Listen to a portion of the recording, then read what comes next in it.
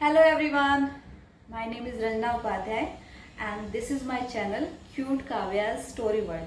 I hope आपने मेरे channel को सब्सक्राइब किया होगा और काव्या के वीडियोस को लाइक भी किया होगा। बेसिकली इस चैनल के थ्रू मैं चाहती हूँ कुछ अच्छा कंटेंट छोटे बच्चों तक पहुँचाना। जितने भी पेरेंट्स हैं, चाहे वो मेरी एज के हों, मुझसे बड़े हों, आई थिंक वो एग्री करेंगे कि छोटी छोटी कहानियाँ जो हैं वो बच्चों के माइंड पे एक बड़ा इम्पैक्ट क्रिएट करती हैं।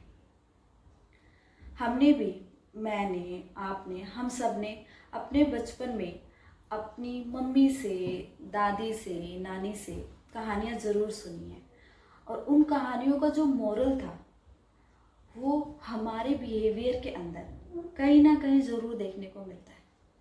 जो हमारा सबकॉन्शियस माइंड है उन अच्छी बातों को बहुत लॉन्ग टर्म तक याद रखता है। मैं भी अपने चैनल के थ्रू चाहती हूँ कि ऐसी ही कहानियाँ, चाहे वो मोरल बेस्ड हो या फिक्शन हो, बच्चों तक पहुँचे।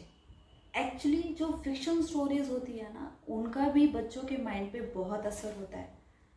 आपको पता है, बच्चे ऐसी कहानियाँ सुन करके सोचते हैं कि वाह, ऐसा भी हो सकता है। चीज़ों को देखने के एंगल को चेंज करते हैं। ऐसी एक स्टोरी मैं आज आपको सुनाने वाली हूँ और स्टोरी का नेम है how the C became salty. क्या आपने कभी सोचा है कि समुद्र का पानी हमेशा से खारा था या खारा हो गया? This is a beautiful story written by Mrs Sudha Murty, one of India's best author. तो कहानी जो स्टार्ट होती है उसमें है 3 कैरेक्टर्स, श्रीधर, उसका भाई केशव और केशव की वाइफ लीला। श्रीधर अनाथ था, अपने भाई के साथ रहता था और भाई के घर में लीला की चलती थी। दिन भर नौकरों की तरह उनके लिए काम करता था, पर ना तो उसे इज्जत मिलती थी, ना ही खाने को भरपेट खाना, जैसा कि आप डायग्राम में देख भी सकते हैं। इस पिक्चर में दिख रहा है वो लोग कितना ज़्यादा पेट भर के खाना खा रहे हैं, पर श्रीधर को इतना सा। पर श्रीधर ने इस चीज़ को अपना लिया था, उसे इस बात से शिकायत नहीं थी। वो साफ मन से उन लोगों को अपना मानता था और उनके लिए काम करता था। एक दिन लीला ने उसको कहा कि जाओ जंगल से लकड़ियाँ काट कर लाओ। देखो लकड़ियाँ ख़त्म हो गई हैं, मैं शाम को खाना कैसे बनाऊंगी? श्रीधर ने कुल्हाड़ी ली और जंगल की तरफ चला गया। शाम होते होते मौसम खराब होने लगा, तो अफरा तफरी में जितनी लकड़ियाँ कटी थी लेकर घर लौटा। आते आते देर हो गई। लीला ने उसे खूब सुनाया, कहा कि समय देखो, ये आने का समय है, अब मैं खाना किस टाइम बनाऊंगी? तुम्हें आज कुछ खाने को नहीं मिलेगा। फिर उसने श्रीधर की तरफ देखा तो उसने पाया कि ये तो सिर्फ लकड़ियाँ लाया है, कुल्हाड़ी तो लाया ही नहीं। उसने कहा कि जहाँ भी कुल्हाड़ी छोड़कर आए हो वापस लेकर आओ, तभी इस घर में तुमको घुसने दूंगी। श्रीधर बेचारा मुंह लटकाया जंगल को वापस चला गया। मौसम खराब था, बादल गरज रहे थे, बिजली कड़क रही थी, पर कुल्हाड़ी तो लेके जाना था। कुल्हाड़ी की तलाश में ढूंढता ढूंढता बारिश में भीगा हुआ इधर उधर भटक रहा था।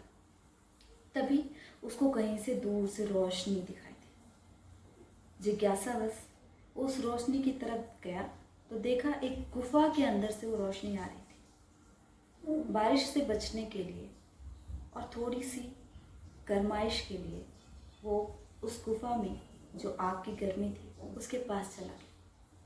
तो उसने देखा कि उस बीच में आग जल रही थी, उसके चारों तरफ छोटे छोटे बौने जो है डांस कर रहे थे, खेल रहे थे।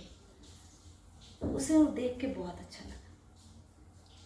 उस आग से कुछ ही दूरी पर काफ़ी सारी लकड़ियाँ थी। श्रीधर ने सोचा इन बेचारों का रंग में भंग ना पड़ जाए, कहीं ये आग बंद होने की वजह से अपना डांस रोक ना दे। इसलिए जैसे ही आग कम होती वो लकड़ियाँ काट कर उस आग में जाकर जोड़ देता था। पूरी रात उसने वैसे ही किया। उसमें एक बूढ़ा बौना भी था। वो श्रीधर के इस बिहेवियर की वजह से, हेल्पिंग नेचर की वजह से बहुत खुश हुआ। फिर सुबह हो गई, उनकी पार्टी ख़त्म हो गई, तो उस बौने ने श्रीधर को कहा कि तुमने हमारी पार्टी को कंटिन्यू रखा, तुम्हारी वजह से हम सभी दोस्त जो इकट्ठा होकर अपना सेलिब्रेशन कर रहे थे वो अच्छे से हो पाया, तो हम तुम्हें एक गिफ्ट देना चाहते हैं। उस बौने ने एक फ़ैन श्रीधर को दिया और कहा कि इस फ़ैन को जब भी तुम्हें किसी चीज़ की ज़रूरत लगे ऐसे ऐसे हिलाना और उस चीज़ का नाम लेना, और जब तुम्हें लगे कि बस बस बस इतना ही चाहिए तो कहना इनफ इनफ इनफ, मीन्स काफ़ी है काफ़ी है काफ़ी है, 3 बार, तो बंद हो जाए। श्रीधर को कुछ समझ नहीं आया, बेचारा बहुत भोला था। उसने लिया, धन्यवाद किया और वहाँ से चल दिया। अब कुल्हाड़ी तो मिली नहीं थी। अगला दिन भी चालू हो गया था, बेचारे को बहुत भूख लगी थी। उसने उस फैन के को देखा और सोचा ये सच में काम करता है। उसने कहा स्वादिष्ट खाना और पंखे को हिलाया। ऐसा कहते ही उसके सामने आसमान से 56 तरीके की चीज़ें, पिज़्ज़ा, आइसक्रीम, बर्गर, दाल, रोटी, मतलब हर तरीके की चीज़ें उसके सामने आने लगी। उसने पेट भर के खाया और फिर कहा इनफ इनफ इनफ इनफ। जिंदगी में शायद पहली बार उसका पेट भी भरा था और उसका मन भी। फिर उसने सोचा कि कुल्हाड़ी तो मिली नहीं और मेरे पास तो अब ये जादुई फैन भी है, तो मैं उस घर में वापस क्यों जाऊं जहाँ मुझे इज्जत नहीं मिलती, मुझे कोई प्यार नहीं करता। फिर दूसरी दिशा की तरफ चलता गया चलता गया चलता गया। फिर एक समुद्र के किनारे पहुंचा। वहाँ उसने फैन को हिलाया और कहा एक ब्यूटीफुल हाउस। को ब्यूटीफुल हाउस मिल गया। उसने कहा इनफ इनफ इनफ। फिर उसने ज़रूरत की हर चीज़ उस पंखे से मांगी और उस पंखे ने उसकी इच्छाएं पूरी कर दी। तब के बाद श्रीधर अपने आसपास रहने वालों की भी मदद करता था। उनको जिस चीज़ की ज़रूरत होती थी वो जादुई पंखे से मांगता, मिल जाता। फिर लीला ने एक दिन पूछा केशव से कि तुम्हारे भाई के पास इतनी दौलत आई कैसे? आखिर रातों रात कोई कैसे अमीर हो सकता है? उसके पास तो इतना दिमाग भी नहीं। चलो चलते हैं, पता करते हैं। केशव बेचारा अपनी बीवी की बात मानकर अगले दिन ही अपने भाई के पास गया। श्रीधर इतना भला इंसान था कि उनके बुरे बर्ताव के बावजूद भी जब वो सामने आए उसके घर, उसने उन दोनों से बहुत प्यार से बात की और अपने साथ रुकने को भी कहा। पर लीला के मन में कुछ और ही चल रहा था। उसने केशव से कहा कि जल्दी से पूछते हो या नहीं। फिर समय देखकर केशव ने अपने भाई श्रीधर से पूछा कि भाई अचानक तुम्हारे पास इतना धन कैसे आ गया? श्रीधर बहुत भोला था और मन का साफ था। उसने सारी बात कि उस रात को क्या क्या हुआ अपने भाई को बता दी। फिर उस जो जादुई पंखा भी दिखाया कि देखो इसी से कहता हूँ और आ जाता है, और उसके बाद कहता हूँ। अब वो बताने ही वाला था कि कहता हूँ बस है बस है बस है, इनफ इनफ इनफ, ये भी बोलना है। पर केशव के मन में तो कुछ और ही चल रहा था। उसने पूरी बात सुने बिना ही कहा ठीक है ठीक है।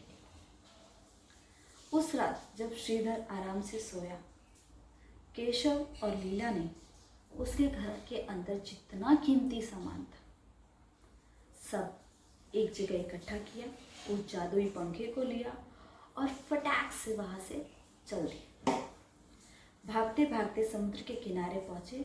वहाँ पर एक बड़ा सा जहाज़ किनारे पर लगा हुआ था जो कि विदेश जाने वाला था। दोनों जल्दी से उस पर चढ़ गए। कैप्टन ने उनको चढ़ते हुए देखा और उनसे कहा कि आप लोगों को तो मैंने पहले कभी देखा नहीं, आप कौन हैं? तो लीला ने बड़ी चालाकी से कहा कि मेरे पति नमक के बहुत बड़े व्यापारी हैं, हमारे पास जो सामान है ना, ये नमक का सैंपल है, हम विदेश जा रहे हैं बेचने के लिए। कैप्टन ने मान ली बात, उनको कहा ठीक है।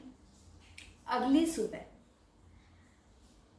उस शिप के अंदर जो कुक था वो कैप्टन के पास आया और उसने कहा कि कर्मचारी, हमारे एम्प्लॉयज़ ने तो इसके अंदर सॉल्ट रखना भूल ही गए, अब हम अपने सारे पैसेंजर्स को क्या खिलाएंगे? बिना नमक का खाना तो कोई नहीं खाएगा। फिर कैप्टन ने सोचा कि अरे हमारे पास तो एक नमक का व्यापारी है, तुम थोड़ी देर रुको, मैं जा कर के उससे नमक लेकर आता हूँ। कैप्टन गए और कैप्टन ने केशव से कहा कि हम नमक रखना भूल गए हैं, आप हमें थोड़ा सा नमक दे दीजिए, उसकी पूरी कीमत हम आपको दे देंगे।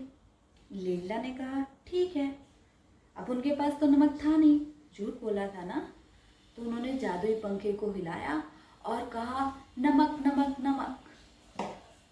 कुछ ही सेकंड्स में आसमान से नमक के बोरियों की बारिश होने लगी। इधर नमक, इधर नमक, इधर नमक, इधर नमक, जैसा कि आप डायग्राम में देख भी सकते हैं।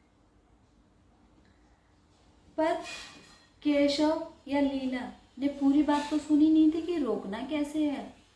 बस नमक की बोरियां गिरती जा रही है, गिरती जा रही है, गिरती जा रही है, गिरती जा रही है, सब परेशान कि अब करना क्या है।